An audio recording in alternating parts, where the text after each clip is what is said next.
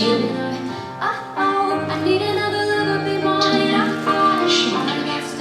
Is that what you want to hear? I'm the bad guy. Fine.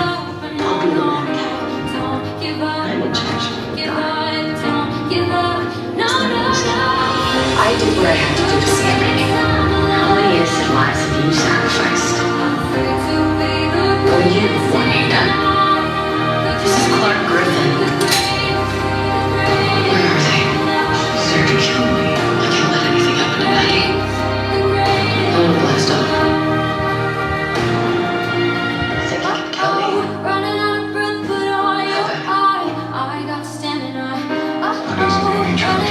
Every time that you do something horrible, you say you're sorry. I'm so sorry. You didn't do it. At least have the balls to stand by me. You are my child. I will protect you with my life. I have to save you. Get down. Please! What am I supposed to do?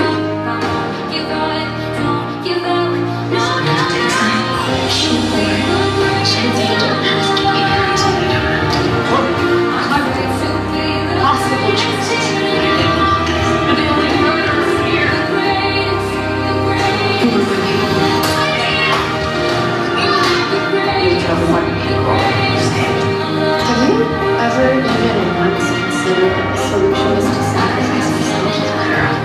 What the hell do you want from me, Lindsay? I'm doing the best I can. It's not good enough. God, you're in charge. It's not your fault. I'm trying to save us. Can't save it. You left a hero here. I never said I was a hero, Maddie. And you returned one. Because I'm not one. I'm sorry, okay? For all of it. I never meant for you to be hurt. Hell, I bet you had less than What do you do when you realize you might not be a good guy?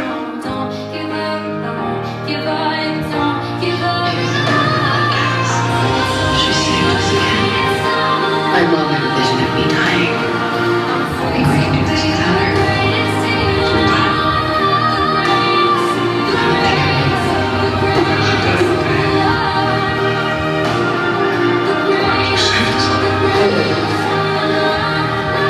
I'm in charge.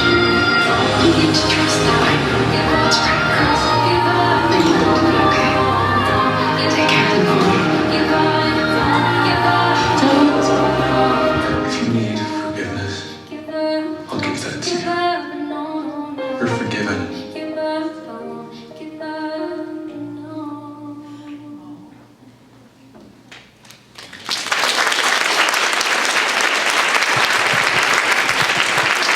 Eliza Taylor, look at what she has. Come on down, Mama Bear. It's time for your panel. So that jacket is from season 2.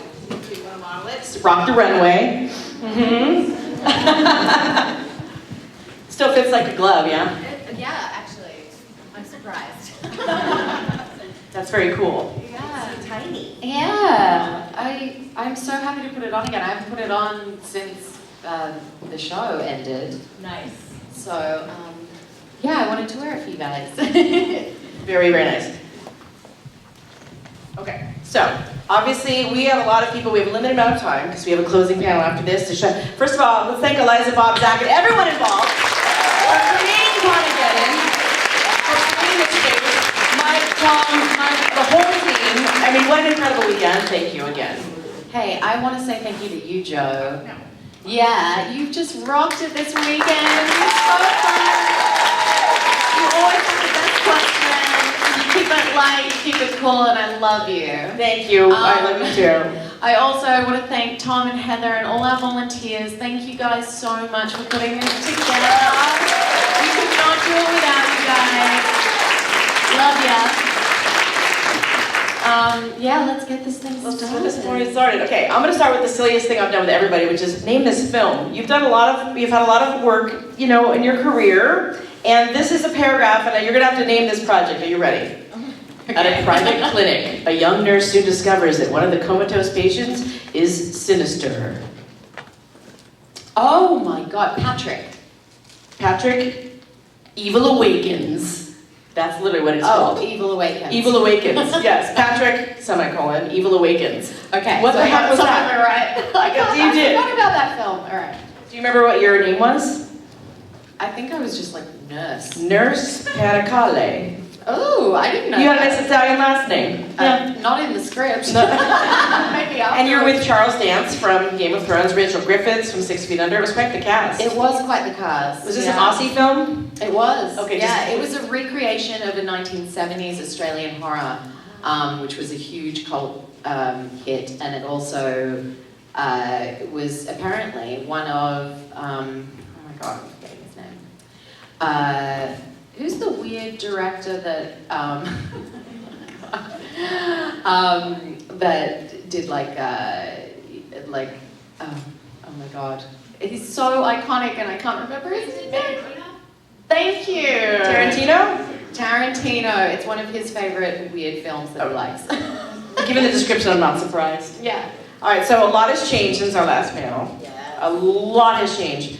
Congratulations again on baby Henry. Thank you. How has life been? How has your life? I mean, it's an obvious answer. How has your life changed since you now are a mother? It's changed a lot. I feel like having Henry, also just, you know, with my best friend who I love more than I can even describe, has just broken me open. You know, like I feel so much love, and I feel like all the stuff that I thought I cared about, all the negativity that I thought, I was caught up in, it really just falls by the wayside. And he's made me realize what's important. And I just feel so full of love now, and I'm so ready to share it with everyone. Like I don't feel closed off anymore. I just feel broken open, like I've cracked open. That's very sweet. Yeah, you're like an entirely different woman than when you were before. It's unbelievable. It's so nice to watch someone's growth like that. Y'all have seen it on screen, and also at cons, you've seen it off screen. Like Eliza's transformed into this amazing young woman. Wouldn't you agree? You weren't before. Would you, now that with that in mind, let's say you were playing Clarke, we have a baby in real life, would you play Clarke differently as a mother to Maddie now knowing what it is to be a mother? Oh yeah. I thought this about Thumper as well. I was like, that bitch isn't a mom. Like, I watched it recently and I was like, I don't believe you, because now I get it. But I feel like the relationship I formed with Lola and her mum off screen did help me to just, and also being a young actor at her age, I fiercely wanted to protect her from all the stuff that I kind of went through when I was her, like 11, 12, 13.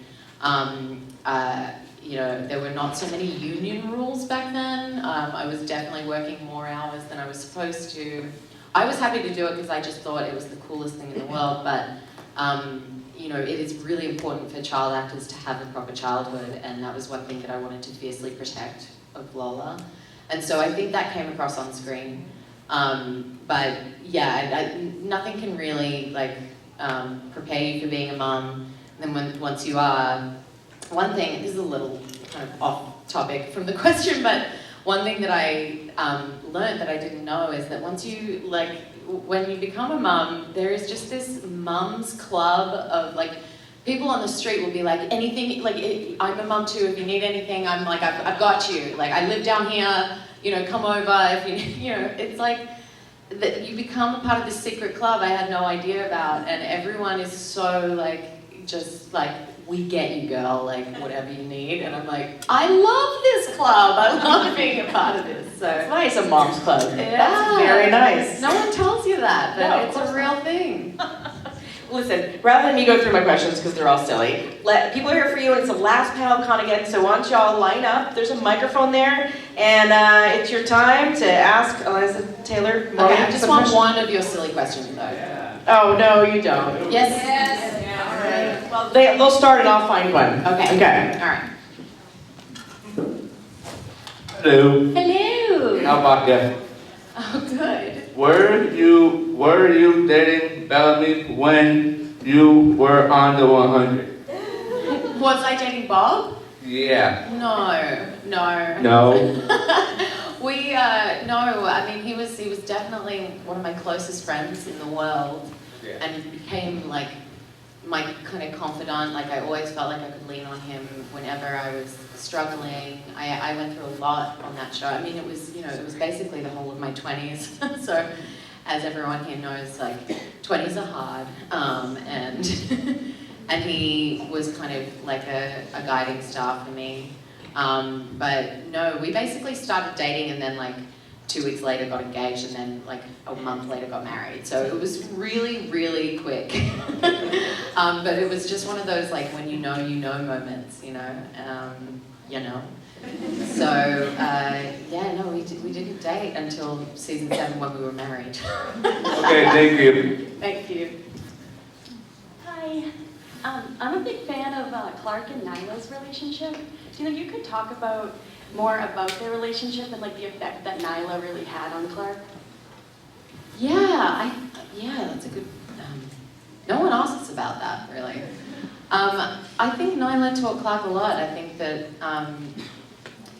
she was kind of like a comfort in a really, really tricky time in her life, and she felt very safe with Nyla. And I think that it was a really lovely relationship in the way that they didn't have to be an item, they didn't have to declare it as anything but giving each other comfort, and that didn't really go away. Even if they weren't sleeping together, they were still supporting one another, and I really like that. I like that there were no labels, nothing, it was just, happenstance, and 2 women who were supporting each other. Yeah. How great was acting with Jess Harmon? I fucking love Jess Harmon. She's hilarious. She is hilarious, and she's such an incredible director as well. Like, to be directed by her, it was really amazing to see her step into that role. Hi, Eliza. So, my husband and I are celebrating our first year anniversary in October. I know. With you and Bob now, like traveling so much and everything, what we've been struggling with is just finding our own time to rekindle that relationship again. Any pointers or anything like that? Yeah, you know what? The best thing that I've learned about being apart, which is really hard, is the pain that you find in missing them is actually, it makes you realize how much you love them. And I think it is really, it's almost important to have those moments away from each other to go, oh my God, all those little things that we thought we were fighting about, it just doesn't matter, I just fucking miss you because you're my best friend, And we were talking about this the other day, like when we saw each other again and we hadn't seen each other in 2 or 3 weeks. And it was just like, it is uncomfortable to miss someone so much and to rely on them so much and then to have that taken away, but at the same time, it is just a reminder of how special your relationship is and how much you love each other. So I hope that helps. Thank you.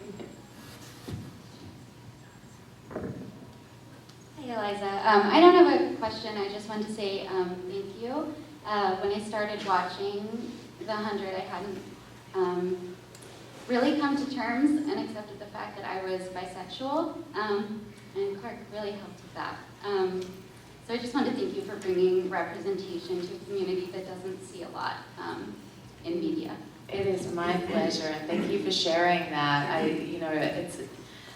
My sister's bisexual, and she was also, she was the same. She was like, why do we get a bad rep? It doesn't make any sense.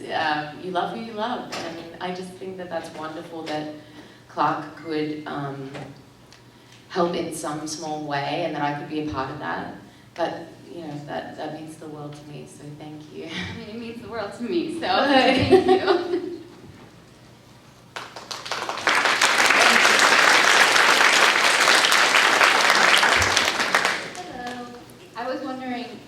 Any good books lately?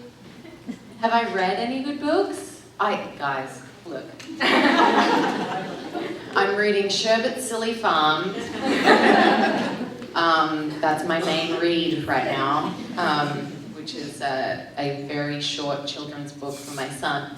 But Yeah, I mean, the last book I read was How to Stay Alive by Matt Haig, and it was a book that Bob had read, and it really meant a lot to him, so I wanted to read it, especially with his mental health journey. It was something that, it was really important that we were speaking the same language, and that, you know, I could assist him in any way, shape or form in how he was going about that. So I read that and I actually adored it, and I'm rereading it right now. Another great book is The Alchemist, which Deechin and I bonded over in London, and that was one of my favorites from years ago, which is a great book, and it's just about how, just about having hope, and it's a funny little tale. It's hard to follow, but I love it. So there you go. Thank you. And I don't really read anything but children's books now. So I know recently you've been directing more, and so as an aspiring director, writer, hopefully showrunner, I'm already taking notes on what not to do. But I wanted to know if you had any advice on not only becoming a director or just being what tips and tricks you use when directing. I asked Bob the same question, and he said to take acting classes so you could know how to direct actors, and you know, having a little background knowledge. That's smart. Yeah, when I was supposed to direct The 100, and I didn't. And I had miscarried, so I was in a bit of a weird emotional place. But I think I also used that as an excuse not to, because I was so scared. And that's the first time I'm saying that publicly. But in hindsight, I think that I was just terrified of letting people down and of not doing it well enough. What I learned when I did direct, when I started directing music videos, was that I totally had it and I could have done it, and I just needed to trust myself. I think there's something really important about having faith in your own ability and your own and conviction in like what the story's about, the story you want to tell and how you want to tell it. So I would say, even when people ask you questions and you don't know the answer, go with your gut and just say it right away. Don't even think twice about it, because generally your gut is right, and that's how you're gonna get your vision across. People might be like, do you want the lens of, like, you know, we were using a Steadicam at one point, and they were like, do you want it high or low? And I didn't even really know what that meant, but it was really important because it takes a long time to rebalance a Steady camera from low to high. And I was like, low. And I'm so glad I said that. I didn't know what I was saying, but I got some of my best shots from that. And like, it's just one of those things where you kind of fake it till you make it and go with your gut, and you're gonna be great. And that was my journey with directing, and I'm so glad that I did it, and I can't wait to do more. Thank you so much, it really means a lot to me. No worries. And good luck. Also, don't micromanage. Nobody likes that guy. Okay. Hi, Eliza. I have 2 questions, if that's okay. Sure. So the first one is about something that goes from season 3, from that infamous episode, to season 7. So in that episode in season 3, there was a line that Clarke said. There was, maybe one day you and I will owe nothing more to a people, to Lexa. So having had the flame from season 3 with no commander until Maddie, very briefly, survived all the way until season 7. And then that quote for me felt like it was a window to Clarke and Lexa's future, and that last episode of season 7 was literally that. They owed nothing more to their people. So I wonder if in the script or in the plot or in some way there was a thought of that being the ending of Clarke and Lexa, because I hope so, because that was beautiful what you just said. Yeah, no, I if there was, I didn't hear about it, but you know, the writers are so thoughtful in the way that they, you know, think about these things, and or most of the time. But yeah, I mean, I'd actually forgotten about that line. That was a really beautiful line, and something that I really hoped for Clarke would come to eventuation. that the word? Sure. Yes. Fruition! Ignore what I just said. It's been a long day. But yeah, no, I really, I really like that, and I hope that there was that connection. Because I mean, even though like the embodiment of Lexa wasn't technically Lexa, I think that I like to. I mean, I played it as if it really was her. I don't know how you guys felt watching that. Weird. Okay. It was incredibly well Like played. it could have been more. It was well played. Thank you, Incredibly David. well played by you. Thank you. Yeah. But yeah, I mean, yeah, that was a deep question, and I don't know if I've answered it well, but thank you. Thank you. My second question is just a little bit more lighthearted. Great. What is the oddest item or thing you have signed? What is the oddest thing I've ever signed? Yeah. There's been a few weird ones. I've signed body parts. I've signed a lot of skin. I signed someone's boobs once, and I just felt like that was a real rock star moment for me. I was like, really? I felt honored, because that's like, that's a very special part of a woman. And she wanted my signature right there, so I said, absolutely. A lot of people have your handwriting tattooed. They've asked you at cons to write messages. So this happens a lot, and actually, I don't know if you're here, who got tattooed today or last night? I can't remember. Did you write something yesterday they got tattooed? Yes, Oh, correct. wow. Show yourself. Show you. Maybe they're not here right now. But I wrote, she was like, what's something that will make me smile and really make me feel empowered? And I wrote, you got this, bitch. And then today I got to see it on her arm, and I was like, oh, that's the best. But it's so cool, and scary. When people ask me to write things for tattoos, that's a PSA, because I get very nervous, and my handwriting can get shaky, because it's a big deal. It's only forever. It's only forever. You're putting that stuff on your body forever. So I do a lot of that, and I've seen a lot of my handwriting tattooed on people, and also my face. Yes, Brooke. Brooke? There it is. There she is. That's a beautiful tattoo, by the way. I think everybody has been commenting on that all weekend. It's incredible. So well done, and thank you for having me on your body. I hope I don't let you down. Thank you. Thank you. Science so she can get it tattooed.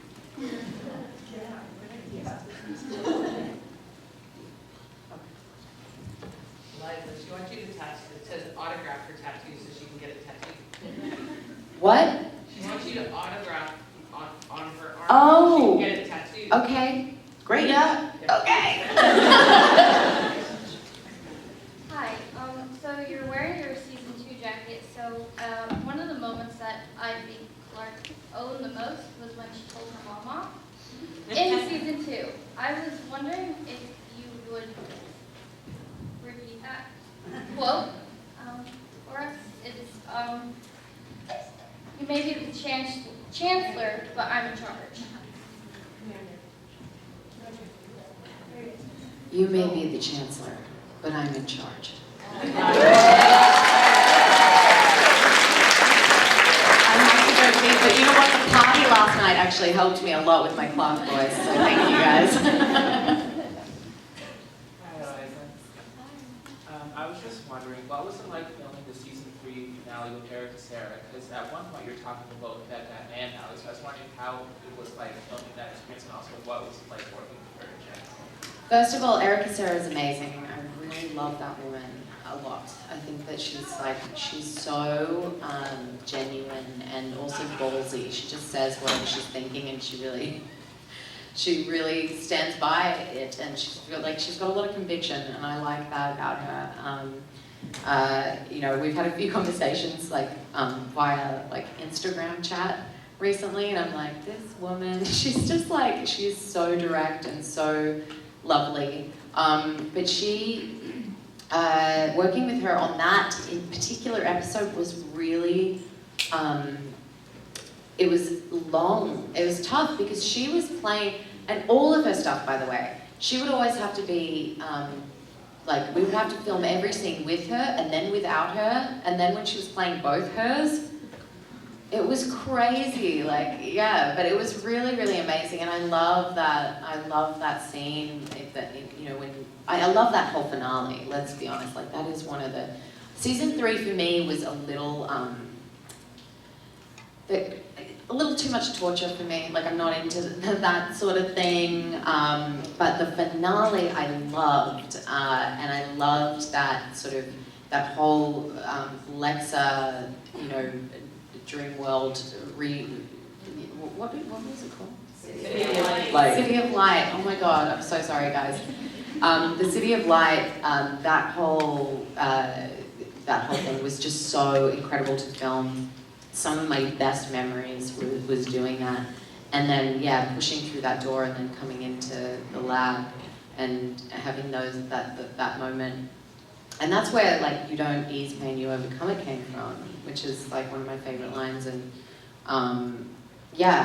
but anyway, long story short, or long story long, I loved working with her, and that scene was a great one to film.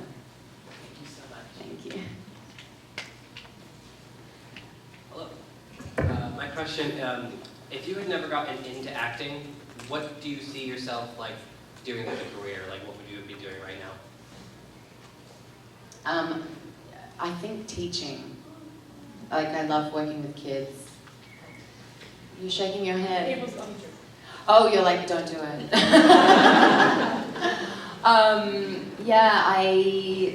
I taught drama for a little while in between jobs, and I did accent coaching. I love doing all that sort of thing. And but working with kids in general just makes me really happy. And even though it is very challenging, April, it is it's something that I think that I would have pursued. But it's so hard to say because I was 11 when I started acting, and I haven't stopped since. I mean, I stopped momentarily to be a barista and to bartend, but I don't want that to parallel me. I loved it, but there's a lot. I had a lot of bad bosses when I was doing that. There's a lot of like poor. Any baristas or bar staff in the house know what I'm talking about. There's some shitty bosses in that industry, in the hospitality industry, and also some shitty customers. And you have to like work so hard to please people all day, and still some people are just not satisfied. And you're like, God damn it! I've been doing this for 12 hours, so it's tough. And my answer was teaching.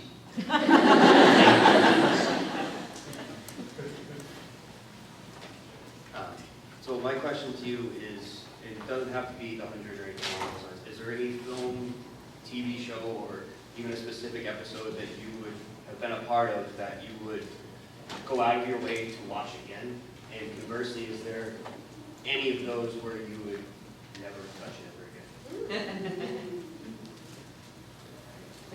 Say that again.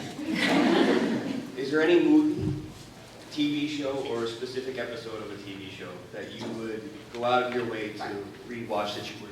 Right. Conversely, is there anything that you would never watch? Yeah, gotcha.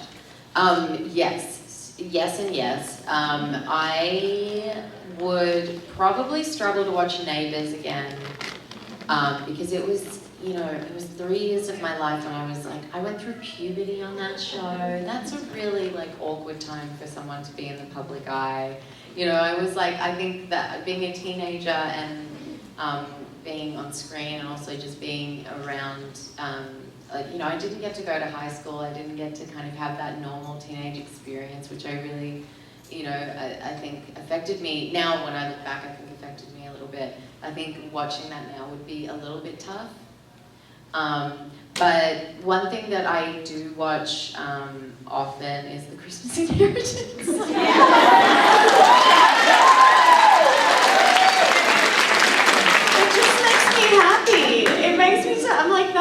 such a nice time, and it was my first time doing something light and fun. It was the middle of the 100, so we're like, oh my god, she gets to be clean and happy. Yeah, so there you go. Thank you very much. Hi, Eliza. So during the panel you had with Thomas, someone the two of you were talking about how he has never seen the show beyond, his own part in it, and you were joking about talking about maybe watching it together at some point, and someone suggested maybe doing a podcast, and I was just curious if that was a serious possibility, and if so, what would that potentially look like? I wouldn't rule it out. But I think that there's not enough time has passed. I would want to do it maybe like 10 years from the finale, or so we've got a few years yet. But no, I would love to do something like that. I started listening to the New Girl podcast, and that's because I love that show so much. And that got me into podcasts, and now I listen to so many, and I'm totally a podcast nerd now. So yeah, I would love to do that, to be able to rehash each episode, or the Office Ladies podcast as well. They do it so well, and yeah, I mean, I'm not ruling it out. No way. Oh, Mike, I thought you had a question. I was excited. Hi. Because you said maybe it should be about more than just surviving. Do you want the maybe or just life? Because I write both a lot, so I wasn't sure. Maybe life should be more. No. Maybe life should be about more than just surviving. Is that all right? Great. Okay. It's been a while, and I always struggle with saying surviving with the American accent, just so you know. Surviving. So Eliza, I have two questions. Who is your favorite Sailor Scout from Sailor Moon? And then, which cat is your favorite, Luna or Artemis? Okay, look, I need to establish something here for a second. I haven't watched Sailor Moon since I was teeny. It was my favorite show. So, and I've tried to answer cool, I've tried to make it cooler, but Sailor Moon was my favorite. And Luna. And that's probably not what anyone wants to hear. They probably want to hear Sailor Jupiter or Sailor Mars. See, I know. No, I agree with the Sailor Moon part. I have a tattoo of Sailor Moon and my nuts. Oh, there you go. Okay, good. So thank you. No worries. So now that all 7 seasons are done, what do you think the hardest thing was that Clarke had to overcome?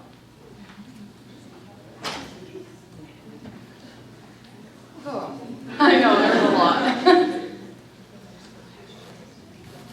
It's so hard because she lost her father, she lost her mother, not in that order, well, in that order, but there's a lot in between.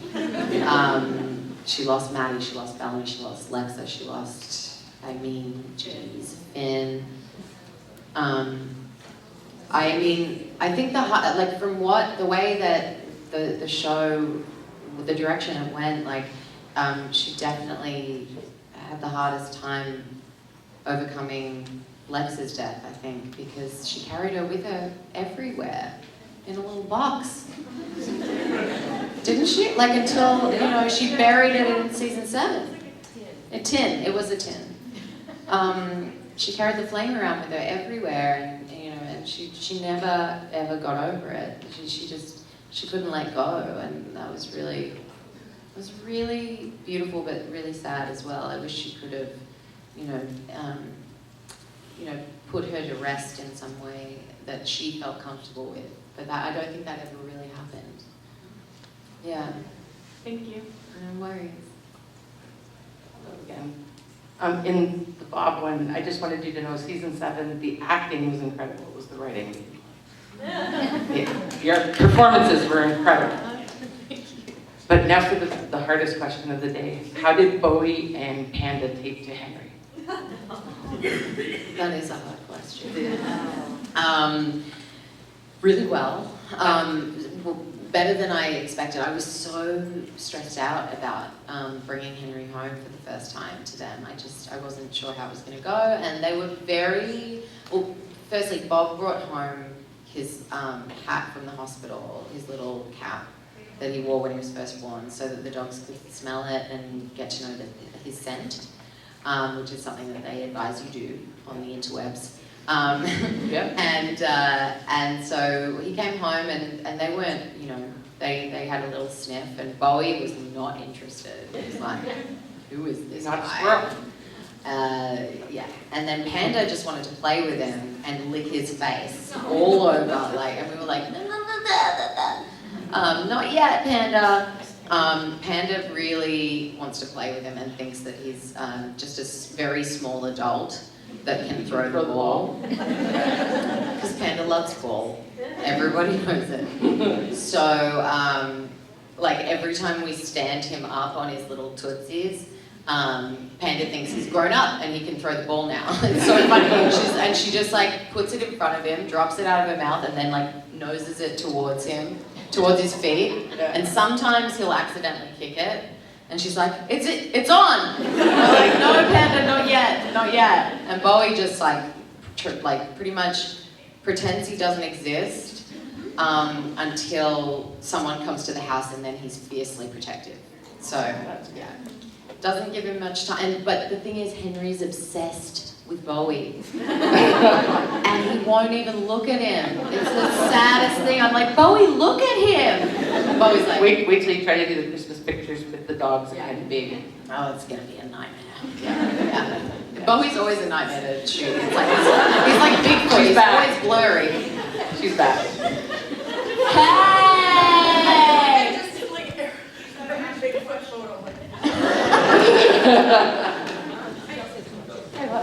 Thank you for crashing my panel. I'm not crashing. You're not crashing?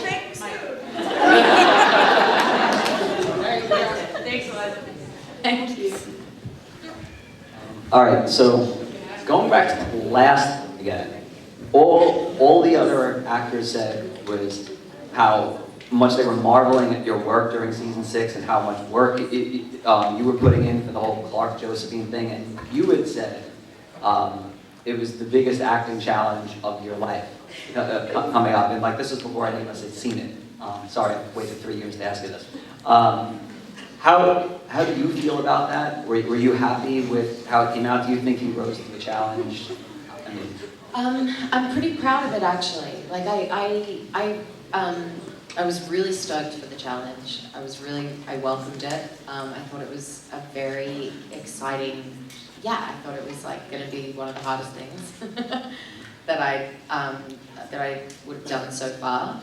And it made me so diligent about where I was in my script, who I was, because I was changing from moment to moment between the two, and that was really, really exciting. And yeah, I'm happy. I'm really happy with how it turned out. And a lot of the actors during that season were like, "We've never seen you smile like this or have this much fun." And I was like, "It's Josephine, baby."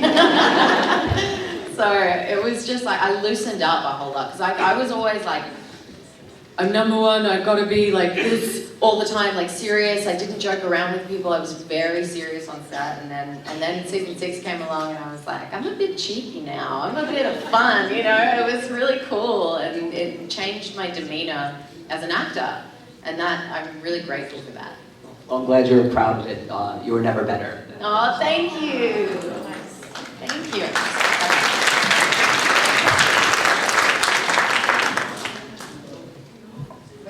Hey, Troy. So we spoke about 2016 being your first con for the 100. What was that like for you?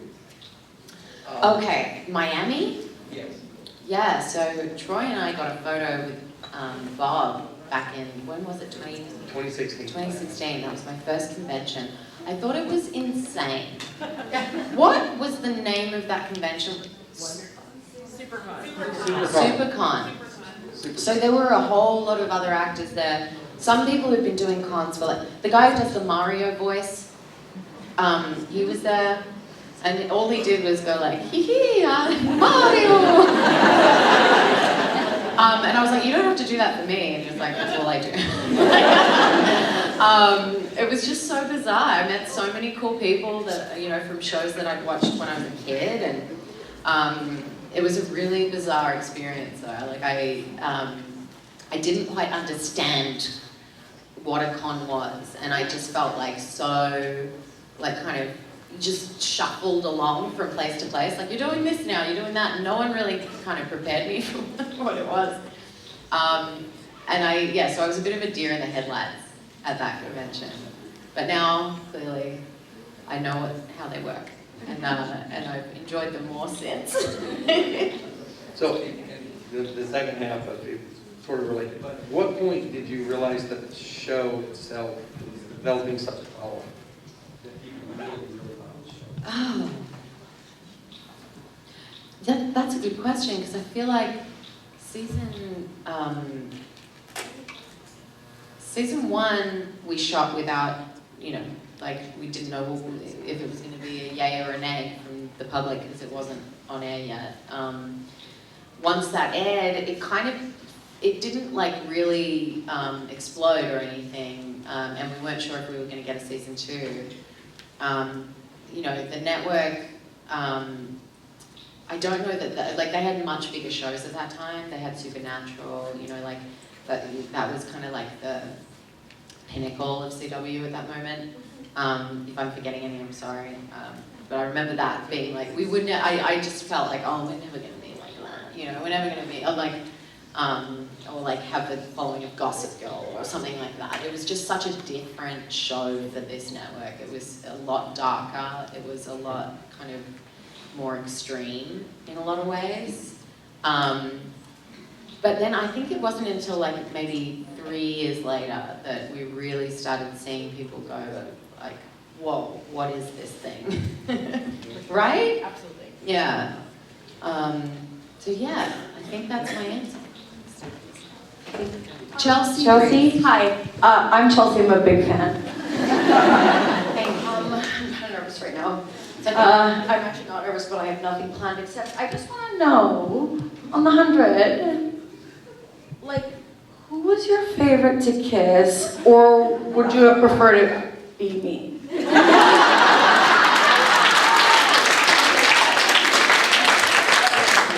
Great question. I have been thinking of it for the last 45 minutes. Well, I'm just going to put your mind at ease here, and I'm going to tell you that a Clarke Harper kiss would have been banging. It would have been great. I'm just going to put your mind at ease. It's so fucking hot. Chelsea Reese, everybody!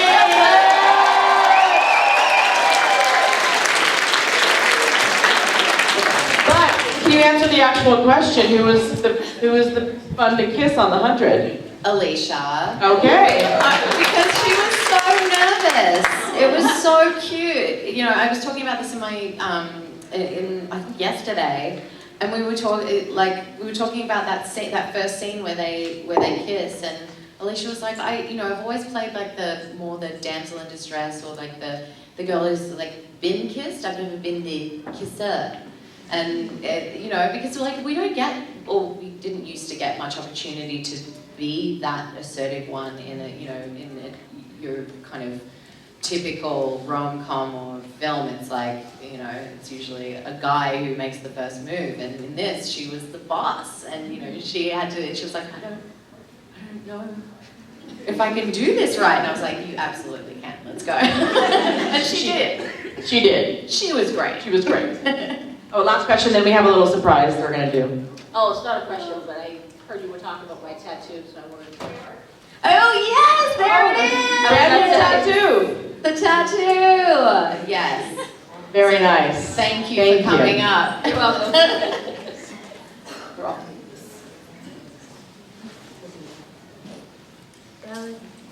No, that's yeah. So I wanted to give my jacket to someone.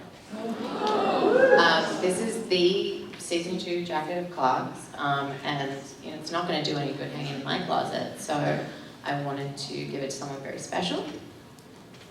I've got so many. Okay, I was like, hang on a second, there's so much writing on this. There is a woman here who lost her daughter recently and suddenly, and I heard your story, and I really, mum to mum, I can't imagine what you've just gone through, and I heard that the 100 was your happy place with your daughter. Tracy, are you here? Is she not here? Tracy? Okay, we'll make sure to get Oh no, she's not here. Tracy's not here. And? Is her friend here? There's a name up there. Oh. Amanda? No. Isabel. Isabel, are you here? Nobody's here? Okay, well this is dedicated to Tracy. She's been so amazing this week, and I really wanted to give this to her. That is very thoughtful. Yeah, so thank you so much.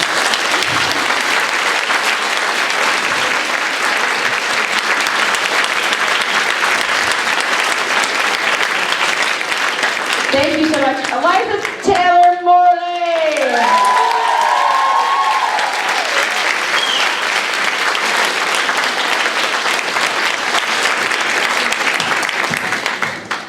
We'll be back in about 5 seconds, so we're not going to even bother setting up chairs. Mike, do you want to